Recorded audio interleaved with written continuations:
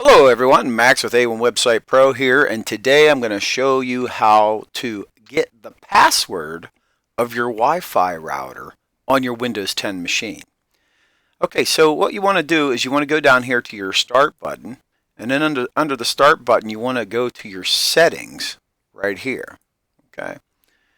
After you bring up the settings, you want to find Network and Internet. So that would be right here. Click that little icon right there.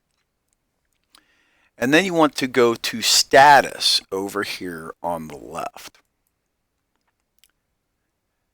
Click on Status. And then the Network and Sharing Center,